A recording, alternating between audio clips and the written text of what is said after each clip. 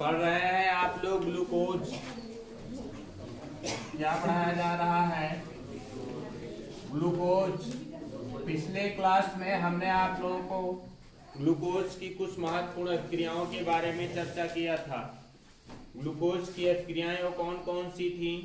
सबसे पहली क्रिया हमने बताई थी आप लोगों को हाइड्रॉक्सिल समूह के साथ क्रिया, अर्थात ग्लूकोज के एक अणु में 5 हाइड्रॉक्सिल समूह उपस्थित है। इसकी उपस्थिति का निर्धारण करने के लिए हमने क्रिया कराया था एसिटिल क्लोराइड या एसिटिक एल्डिहाइड के साथ क्रिया कराया था, तो बना था आपका ग्लूकोज पेंटाएसीटेट। इससे स्पष्ट हो गया था कि ग्लूकोज के एक अणु में 5 हाइड्रॉक्सिल समूह उपस्थित होता है। दूसरा हमने बताया था कार्बोनिल समूह की अभिक्रियाएं। कार्बोनिल समूह की अभिक्रियाओं में हमने बताया था हाइड्रोजन साइनाइड के साथ अभिक्रिया और बना था क्या आपका साइनोहाइड्रेट। दूसरा बताया था हमने हाइड्रॉक्सिल एमीन के साथ अभिक्रिया, तो बना था आपका ग्लूकोज ऑक्सीजन। इससे स्पष्ट होता है कि ग्लूकोज के एक अणु में कितना, एक कार्बोनिल समूह उपस्थित होता है। किसके किसके साथ अभिक्रिया करा करके? हाइड्रॉक्सिल एमीन के साथ और हाइड्रोजन साइनाइड के साथ अभिक्रिया करा करके स्पष्ट होता है कि ग्लूकोज के एक अणु में एक कार्बोनिल समूह की उपस्थिति होती है। अगला हमने बताया था एल्डिहाइड समूह की क्रियाएं। एल्डिहाइड समूह की क्रियाओं में फेलिंग विलयन का अपचयन बताया गया था, जो कि फेलिंग विलयन का अपचयन कर देता है लाल क्यूप्रस ऑक्साइड में ग्लूकोज। और दूसरा बताया था टालिन अपकर्मक का अपचयन। ग्लूकोज टालिन अपकर्मक को रजत दर्पण में अपचयित कर देता है। किसमें? रजत दर्पण में अपचयित कर देता है। अगला फिर लास्ट में हमने बताया था आपको ग्लूकोज का ऑक्सीकरण। ग्लूकोज के ऑक्सीकरण के उपरांत बना था आपका ग्लूकोनिक अम्ल। ब्रोमीन जल द्वारा ऑक्सीकरण हुआ था तो ग्लूकोनिक अम्ल बना था, और नाइट्रिक अम्ल के द्वारा ऑक्सीकरण हुआ था तो ग्लूकोसेरिक अम्ल का निर्माण हुआ था। इतना हो गया था। आज हम पढ़ते हैं ग्लूकोज का अपचयन। अगली क्रिया क्या पढ़ना है? ग्लूकोज का अपचयन। अपचयन क्या है? ग्लूकोज का अपचयन। अपचयन होगा तो किसका एडिशन होगा, किसका योग होगा? हाइड्रोजन का योग होगा। और आपको पता होना चाहिए कि लगभग सभी यौगिकों में जब अपचयन होता है तो वहां पर एक महत्वपूर्ण पदार्थ उत्प्रेरक के रूप में भाग लेता है, और वो होता है क्या आपका? निकिल। निकिल की उपस्थिति में ग्लूकोज का अपचयन होता है तो सार्बिटाल नामक यौगिक का निर्माण होता है। क्या बनता है? सार्बिटाल नामक यौगिक का निर्माण होता है। तो सबसे पहला लिखेंगे क्या हम, किसकी उपस्थिति में? ग्लूकोज का हाइड्रोजन निकिल द्वारा अपचयन। किसका?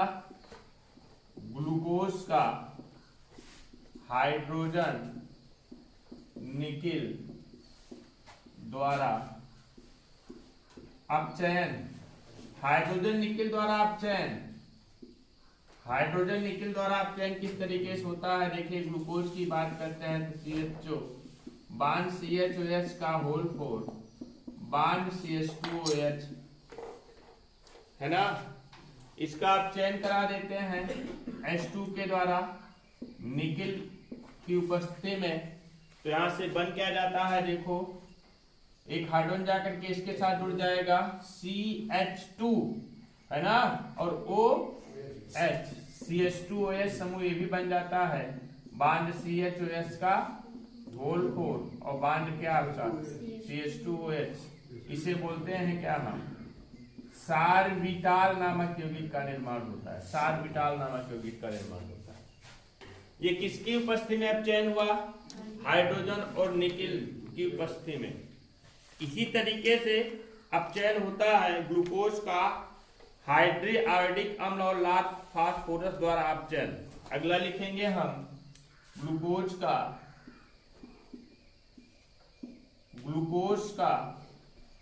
HI हाइड्रोआयोडिक अम्ल और किसके द्वारा?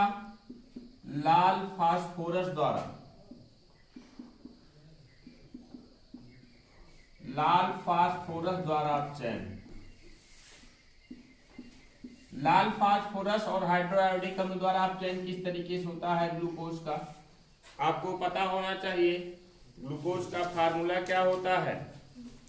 CHO बांड CHOH का होल 4 बांड CH2OH। इसका यहां से अब चयन करा देते हैं। अब चयन कराने के उपरांत यहां पर लगाएंगे क्या हम HI प्लस P का मतलब क्या हुआ लाल फास्फोरस। यहाँ पर ये बन जाएगा कि आपका CH3H2O निकलता है, यहाँ से CH3 बन जाता है और फिर बनेगा क्या CHI और फिर CHOH का होल थ्राइस, CHI CHOH का होल थ्राइस और लास्ट में ये भी यहाँ से H2O निकल जाता है, बन जाता है क्या आपका CH3। इसको बोलते हैं 2-आइडो हेक्सेन। देखो क्या बनेगा 2-आइडो हेक्सेन। तो यहां पर ये नहीं बनेगा जी, CH3 का CH का होल 5 रहेगा। 2-आइडो हेक्सेन सब से यहां से सब को निकाल करके यहाँ H2O मैक्सिमम डिहाइड्रेशन होता है, यहाँ से ज्यादा से ज्यादा डिहाइड्रेशन होता है और हाइड्रोजन जाकर के इसको चेंज कर देता है CH3 में और इसको भी चेंज कर देता है CH3 में। यहाँ भी CH3 ही रहेगा। पूरी होगी। इसका मतलब क्या है जानते हैं, CH का थ्राइस का मतलब क्या है जानते हैं। इसका मतलब यह है CH3 बांड CHI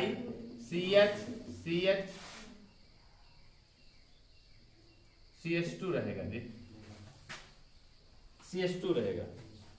CH2 का होल थ्राइस है ना, CH2 का होल थ्राइस रहेगा यहाँ पर। और पुनः इसका हम क्या कर देते हैं लाल फास्फोरस की उपस्थिति में, हाइड्रो आयोडिक अम्ल की उपस्थिति में, लाल फास्फोरस और हाइड्रो आयोडिक अम्ल की उपस्थिति में पुनः इसका आप चयन कर देते हैं। तो यहाँ से आयोडीन भी अलग हो जाता है, आयोडीन भी यहाँ से अलग हो जाता है, निकल जाता है और हेक्सेन का निर्माण होता है।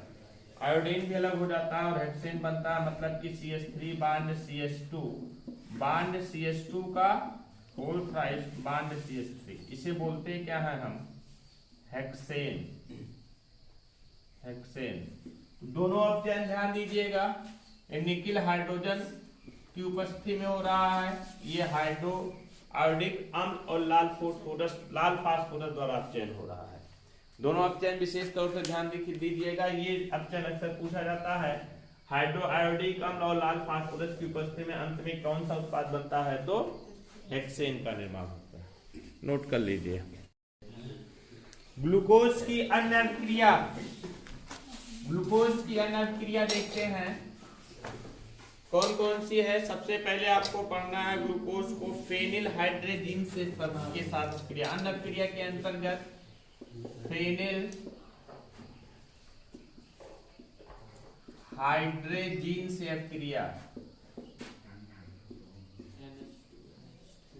आपको पता होना चाहिए कि हाइड्रेजीन का फार्मूला क्या होता है।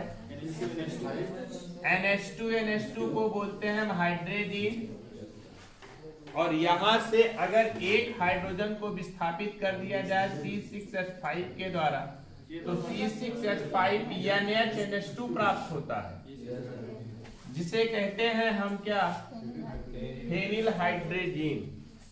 तो ग्लूकोज की क्रिया फेनिल हाइड्रेजीन के साथ कराते हैं तो किस तरीके से क्रिया होती है, फेनिल हाइड्रेजीन के साथ कराते हैं। आपको पता होना चाहिए ग्लूकोज में एक एल्डिहाइड समूह होता है CHO, और यहाँ पर एक समूह हम अलग निकाल कर लिख ले रहे हैं CHOH, फिर CHOH का होल थ्राइस बांड CH2OH। इसकी क्रिया करा देते हैं किसके साथ, फेनिल हाइड्रेजीन के साथ। 3C6H5 NH2 फेनिल हाइड्रेजीन के साथ करा देते हैं। तो यहां से ये जा करके मीन समूह इसके साथ में जुड़ेगा और निकाल देगा यहां से क्या H2O, एक H2O निकाल देगा यहां से, और यहां से भी एक H2O निकल जाएगा। मतलब कि यहां से जानते हैं क्या होता है कि C6H5 NH2 के कितने हैं, 2 3 है, 3 में से एक इसके साथ में एक इसके साथ में जाकर के जुड़ जाता है, प्राप्त हो जाता है क्या CH double bond N NH6H5 bond CH, फिर क्या डबल बांड N NH(C6H5) और फिर क्या CHOH का होल थ्राइस, फिर CH2OH। ये यौगिक जो बनता है इसको बोलते हैं ग्लूकोसेजोन। क्या बनता है? ग्लूकोसेजोन। ग्लूकोसेजोन। और फिर बन जाता है C6H5NH2। इसका नाम क्या है? C6H5NH2 एनिलीन, जनरल नेम इसका एनिलीन। और फिर वाटर निकल जाता है 2 मॉलिक्यूल्स और अमोनिया का एक अणु निकल जाता है। तो इसका नाम क्या हुआ? Phenyl hydrazine.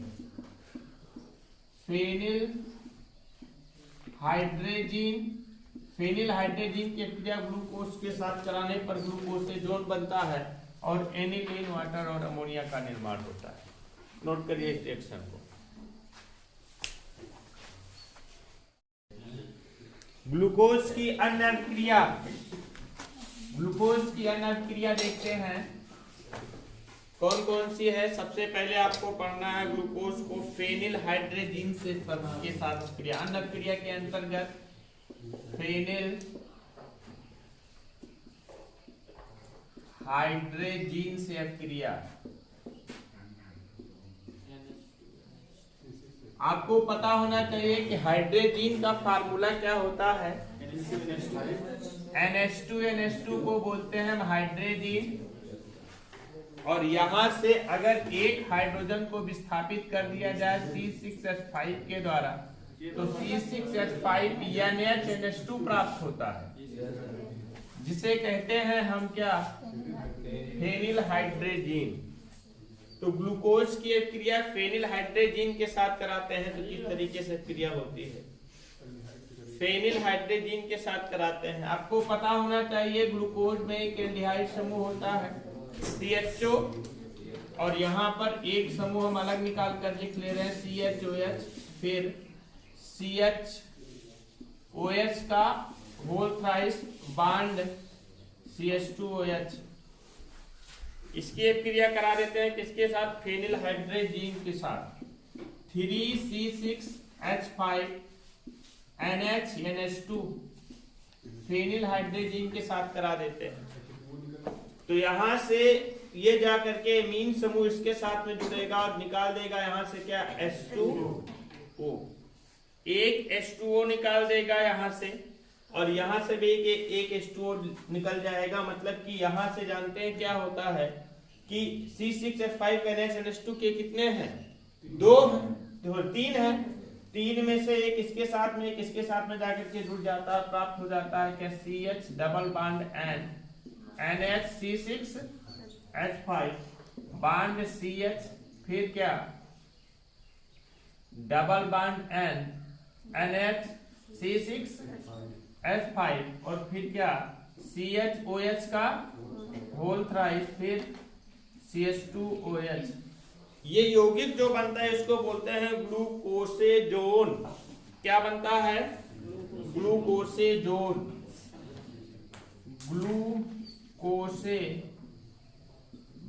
और फिर बन जाता है C6H5NH2। इसका नाम क्या है? C6H5NH2 एनिलीन, जनरल नेम इसका एनिलीन। और फिर वाटर निकल जाता है 2 मॉलिक्यूल्स और अमोनिया का एक अणु निकल जाता है। तो इसका नाम क्या हुआ? Phenyl hydrazine. फेनिल हाइड्रेजिन की क्रिया ग्लूकोज के साथ कराने पर ग्लूकोसेजोन बनता है और एनिलीन, वाटर और अमोनिया का निर्माण होता है। नोट करिए इस रिएक्शन को।